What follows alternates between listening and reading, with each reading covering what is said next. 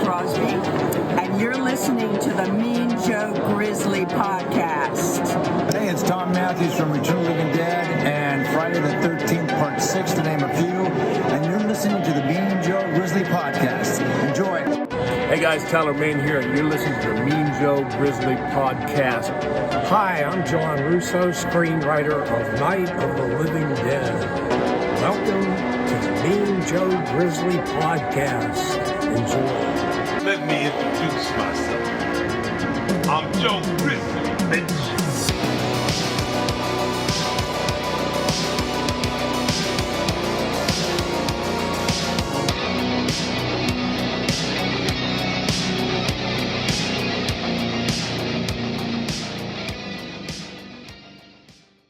What up, me Militia? I'm Mean Joe Grizzly, and when I'm not documenting tales of alien encounters with my camcorder or getting mutilated in Miles County, I'm at the Grizzly Cave, watching movies, reading comics, listening to metal, and of course, crushing beers.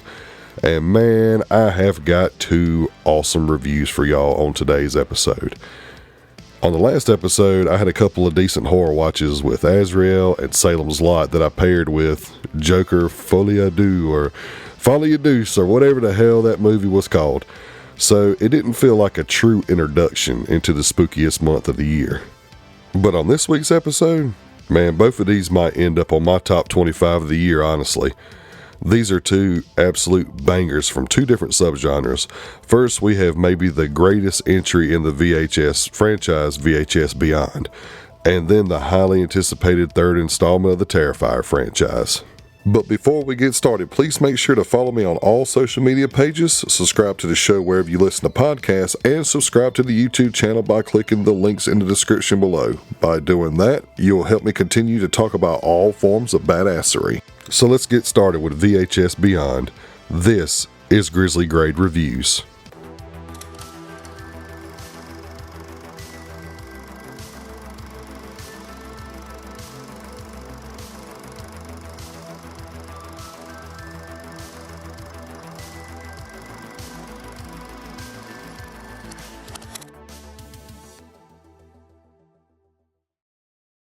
A documentary that allegedly contains the proof of the existence of extraterrestrials offers up 5 tapes that unleash horror in a sci-fi hellscape. Full disclosure, I'm a little under weather, I feel like shit, and I sound like shit. So I am going to do my best to get through this episode without just sounding completely ridiculous. So bear with me, please. But I'm pretty sure this is the first time I've covered a found footage horror film, an anthology horror film, and really any of the movies from the VHS franchise. So this is a first for the show in multiple categories. So I want to give a little disclosure. I enjoy anthology horror films, but I do find them to be hit or miss. They're either great like Creepshow or they're bad like Scare Package. Found footage is almost in the same boat for me. That was until about 10 years or so ago, we started getting some instant classics like recently we've gotten Deadstream, the Hell House LLC movies, and the VHS franchise. And for me, these are staples of the subgenre. And they're currently, Hell House LLC and the VHS franchise are kind of back and forth on struggling on which 2 of these franchises is the best. So VHS is a combination of found footage and anthology with a wraparound story to tie them all together. And VHS Beyond might be the best of the VHS franchise. Beyond centers around aliens and a sci-fi heavy theme with a documentary style wraparound segment about a reclusive conspiracy theorist and his alleged proof of alien life. It's got 5 segments: Stork, Dream Girl, Live and Let Die, Fur Babies, and Stowaway, with all of them written and directed by established indie or up-and-coming directors and writers in the horror genre. And this entry includes writing credits and director duties from Mike Flanagan, Katie Spiegel, Justin Long, Justin Martinez of Radio Silence, and Jordan Downey. And I think overall, all of these tapes or segments are solid. Starting out with Stork, where a tactical group of monster hunters called Warden lays siege on a nest of hostile aliens that are stealing the children of the city. Dreamgirl is about Bollywood sensation Tara and her stress and the pressure to be a star reaching its limit, and she decides to do what she wants, including murder. Live and Let Dive is where a 30th birthday party skydiving trip is interrupted by an alien invasion and turns into a free-falling fight for survival. Fur Babies is about a doggy daycare that's hiding a sinister secret. And finally, Stowaway, where a documentary gets more than she bargained for when she is trapped on an alien ship that is leaving Earth's orbit. Now, as I said before, I think all of these are solid, but I think some are better than others. My overall favorite is Stork, with Live and Let Dive as a close second. Stork was almost an instant hit for me because it reminds me so much of classic horror video games. Resident Evil in particular is what it really reminds me of. The raid on this house, this nest of hostile aliens, just reminds me of STARS members raiding the mansion and fighting a slew of monsters. The practical effects to me are the best in this segment as well, with some gruesome kills and great creature effects. Live and Let Dive was also great. The skydiving scene is pretty thrilling and intense, with the ground scene being a nail-biter of a survival scenario as the alien threat attacks the survivors, picking them off left and right. Dreamgirl and Fur Babies are good, but I like Stork and Live and Let Dive a lot more for keeping with the hostile alien theme. But Stowaway is the one that I am struggling to place in the upper or lower half of this. Now, I'm not saying this because I don't like it, and I'm not saying it because it's bad. I'm saying it for one reason and one reason alone. Its lighting is horrendous. And yeah, I know there's supposed to be a degree of this for the found footage effect and style, but legit, there are moments, more times than none, where I can't see shit. Now, I'm sure that it was intended, but it was a little overkill for me. Now, I'm not saying it's bad and I didn't like it, or I'm not even saying that it's my least favorite segment of the movie, but it was the most taxing to watch because of the lighting. I love the concept, story, and idea. I just wish I could see the damn thing. And I know I will be in the minority on this, but I don't base my opinion on others. I form my own opinions. And I think that for her directorial debut, Katie Spiegel does great. But again, I just wish I could see it. The other complaints I have is there are some moments where the CGI effects look awful in some segments. Particularly in my second favorite segment, Live and Let Dive. The aliens in that look really bad. But obviously, it didn't affect my experience. The only other complaint that I have is I think that the wraparound segment is among the weakest in the franchise. It just didn't add anything for me, and it was only remotely relatable to the movie because of the subject of aliens and alien abductions. But VHS Beyond, to me, it might be the best of the franchise. It at the very least is in the top 3. And I think it's a must-watch for this October. So VHS Beyond gets a 4.25 out of 5 and is Grizzly grade guaranteed. Head on over to Shudder, check it out. I think you'll enjoy it. Now on for the main event, the most anticipated horror film of the year and the biggest release of the Halloween season. The gruesome return of Art the Clown in Terrifier 3. 5 years after surviving the Halloween massacre, Sienna and her brother are trying to rebuild their lives and move on from the nightmare of Art the Clown. The holiday season approaches and Sienna tries to embrace the Christmas spirit, but just when they think they're safe, Art returns and begins yet another campaign of carnage that will surely lead to a red Christmas. So, I was going to include oddity on this episode, and that's going to get covered eventually, but I had to punt that review till later because, holy shit, I have so much to say about Terrifier 3. Guys, if you are a horror fan, gore hound, slasher fan, or just a fan of practical effects, the hype is real. Which, was there any doubt? I mean, at this point, I don't think Damien Leone has much more to prove that he is capable of producing top-tier practical effects. But did he deliver on the story and lore this time? Did he answer the plethora of questions that we were left unanswered after Terrifier 2? The answer is yes and no. So let's talk about it. So after the events of Terrifier 2, there is a 5-year time skip. And from the ending of 2 to this time skip, we get some lore expansion and some unofficial answers, but we get more questions too. So there was this little give and take. We mainly get a unofficial answer on Sienna's role, her connection to Art and Vicky's role, as well as the mastermind behind it all, which was something that we needed. Now, don't get me wrong, I'm not one of those people that complains that a Terrifier film doesn't have enough story, but I felt we needed something, and I think we got not only enough, but we got the information in a way that to me doesn't feel like this hand-wavy exposition dump that most movies do.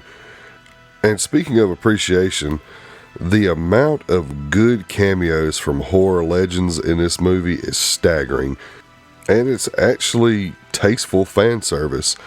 You got Bradley Stryker, Daniel Roebuck, Clint Howard, Chris Jericho, Tom Savini, and you even got Jason Patric all playing either small roles or decent cameos, and I loved it. One in particular, I was actually shocked when I seen him, and the role he was playing was Jason Patric. He played Sienna's father in some of the flashback scenes, and I thought it was a great intro into that character. I thought the main cast was great overall, but to me there were a few standouts that definitely deserve all the praise. Starting out with our boy Art. To me, this is definitely the best version of the character we've gotten so far. We get the perfect mix between the downright mean Art from the first film and the more comedic version of the second film. And David Howard Thornton balances those two perfectly. His uncanny ability he has to make the gruesome acts he performs both absolutely horrifying and gut-wrenching, and at the same time he cuts the tension with this comic relief that is honestly incredible to watch. But the way he does it, it doesn't come off as goofy or forced, but instead completely organic. And he has you believing that if you unfortunately come across Art in real life, this is exactly how it would be.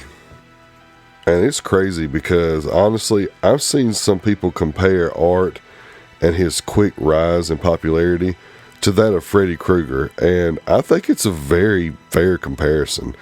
In fact, even the way that the character has changed and developed with each film by Damien and David Howard Thornton is very, very similar to that of Robert Englund and the character of Freddy Krueger.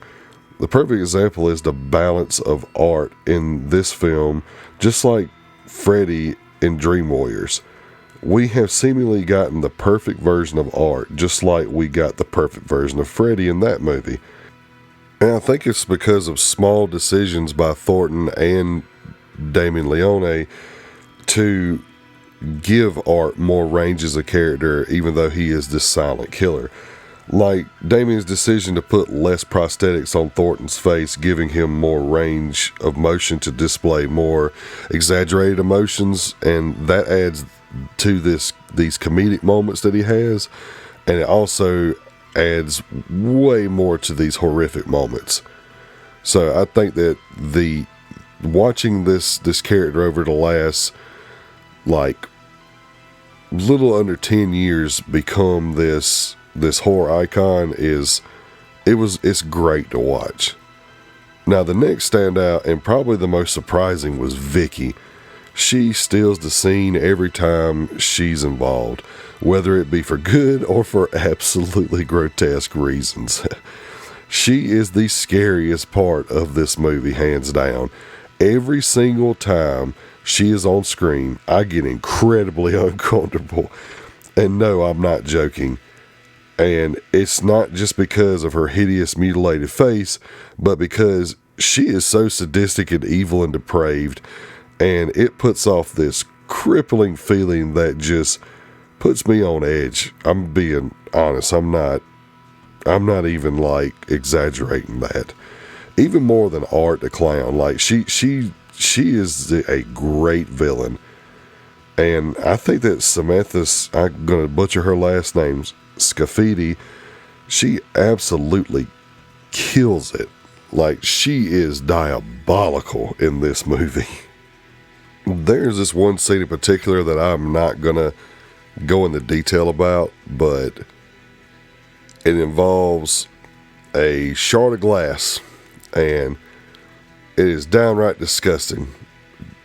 Doesn't show what's going on, but it's definitely implied, and it is fucking disgusting, and it made me probably more uncomfortable than any other acts of violence in this entire franchise, and that's saying a lot if you've seen these movies. And it just added to her persona that just, again, makes me extremely uncomfortable. I think I'd rather fuck with Art than have to fuck with Vicky. Honestly, I'm not even joking. And then we have Laura Lavera as Sienna, and man, she brings the range in this one. It has been great watching her rise up as well as not only a top tier final girl overnight, but also as an actress all around. Her ascension into horror icon status is just as fast and just as fascinating as Art's. But she has accomplished just in only 2 movies where Art's been doing. This is Art's 4th appearance at this point. And really, it's only been 1 because she's only had Terrifier 2, and then we got to see her performance in this. So the amount of range that she has increased with this character between one film to the other is pretty awesome to see. And the majority of horror fandom has fell in love with her since Terrifier 2. And she absolutely hits a grand slam in Terrifier 3. We got to see not only her coping with the trauma of the events of the Halloween night 5 years prior, but we also see her damn near descend into madness. And if you liked her kicking ass in 2, man, you will love her in 3 because she takes it to Art's ass in this movie when it finally pops off. And Laura was able to make this look very realistic and convincing because of her background in martial arts. So you get a broad range of emotions on full display from her in 3, and they're all turned up to 11. Her performance, plus the little tidbits of lore that we are getting about her role in this universe and her connection to Art, for me, was definitely one of the best parts of this movie. And I look forward to see where they're going to take this story in the next film, because if you don't know yet, they've already announced Terrifier 4. So I'm just anxious to see what she's going to do with this character in more installments, because so far, she's in my top 3 final girls of the modern era. And she 100% deserves all the praise that she is getting. But moving on, the soundtrack once again was great. Whoever's in charge of the soundtrack, the score, and the mixing of these films, they might be the most underrated member of the crew. For 3 films in a row now, we've gotten a consistently good score and a great selection of quality synthwave artists, and Terrifier 3 is no exception. I believe the guy who wrote the score is Paul Wadley, and he does a great job every time. He nails the grimy aesthetic of this film, and it's almost like watching a movie with your ears, because when you hear the music, it just fits so damn well, just perfect. And the big synthwave artist on this soundtrack was Dream Kid, and his tracks are great. and you need to go check this guy out. He does good shit, so go check out Dream Kid.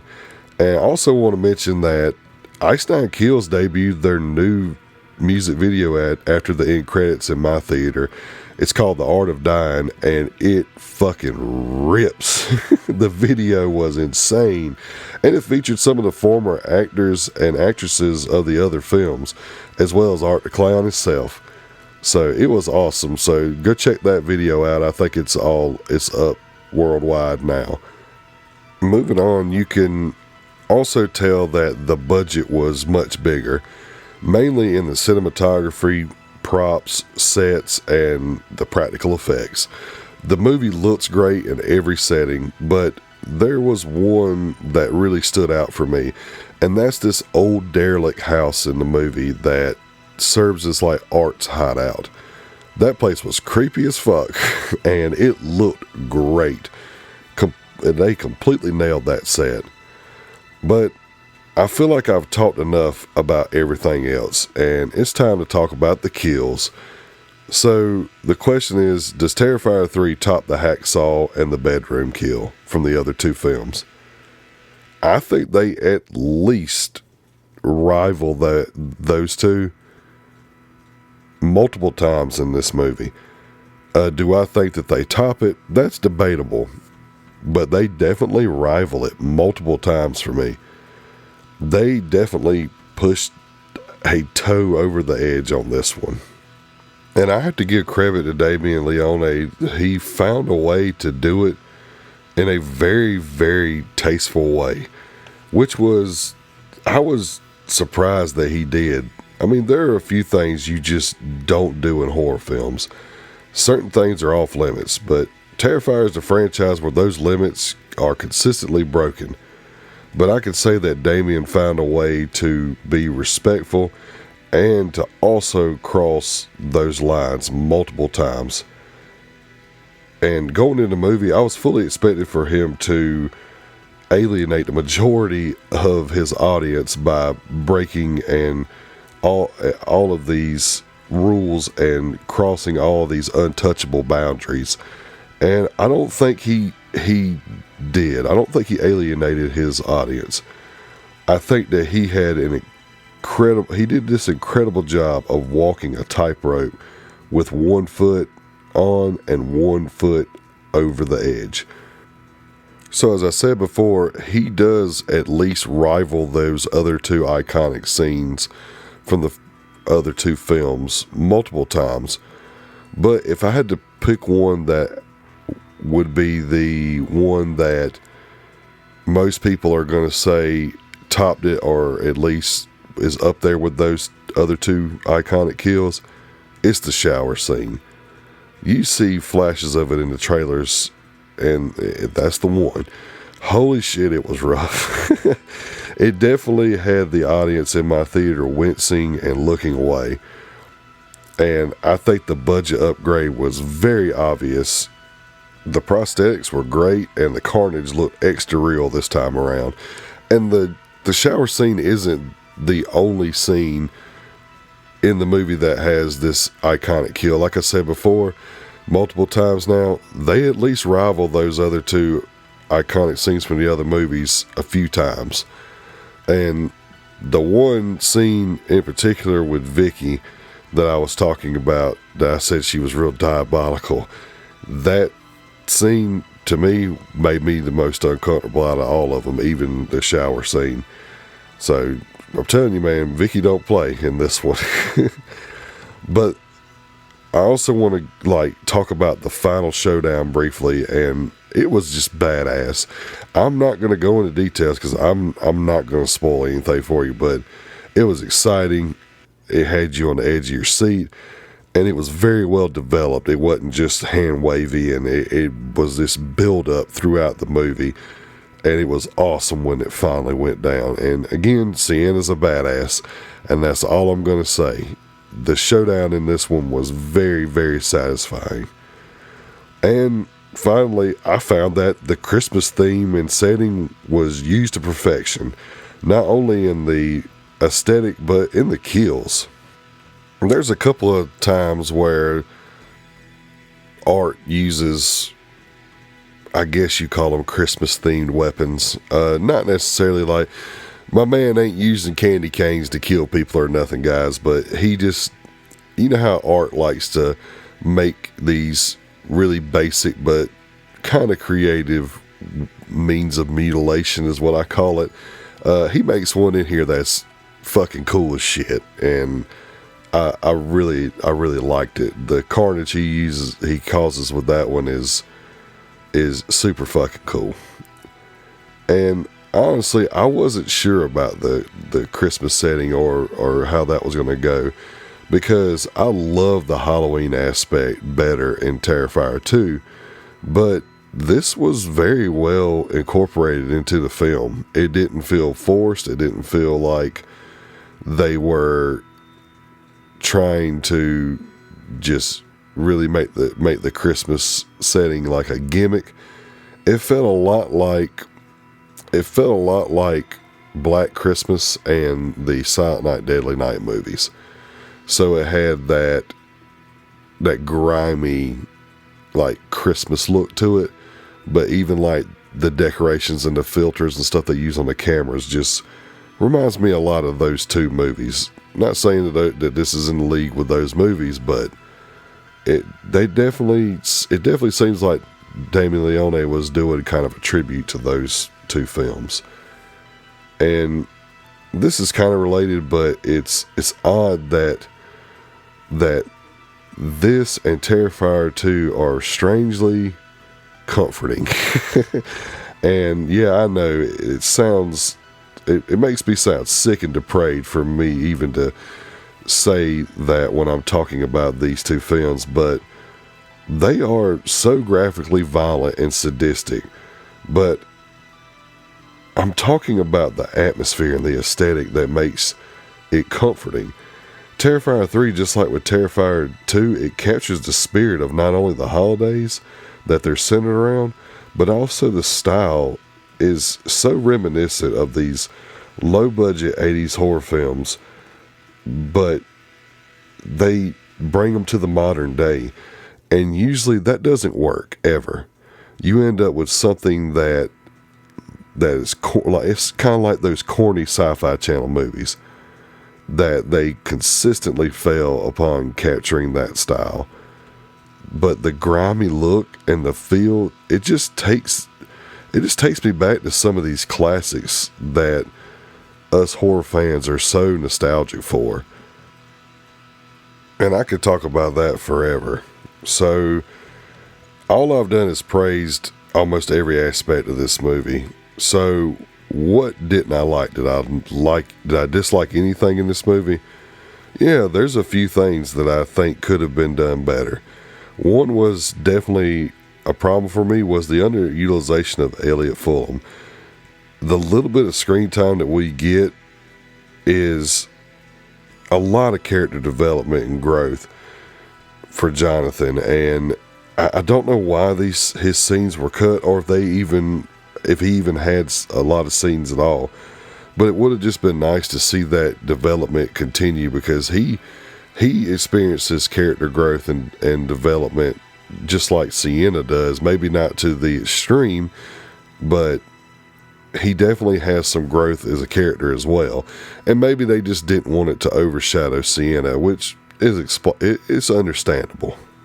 And who knows, Damien Leone maybe he didn't want to explore this part of the character at this moment. Maybe he's got plans down the road. Who knows? It could be that Elliot Fulham's schedule wouldn't allow it. Maybe he had a scheduling conflict. There's so many things that could have went into this, and either way, we don't make these decisions. So hopefully they'll pick up his storyline in the next installment, since there's going to be another one. Another one that's somewhat of a negative was, surprisingly, there were a lot of off-screen kills in this, and most of them should have been, and if you've seen the movie, you know which ones I'm talking about. It kind of goes hand in hand with what I said at the beginning of this review. But there was one in particular that I can't really make a decision whether I think it should have been handled off-screen, or if it should have, been given to us at the forefront.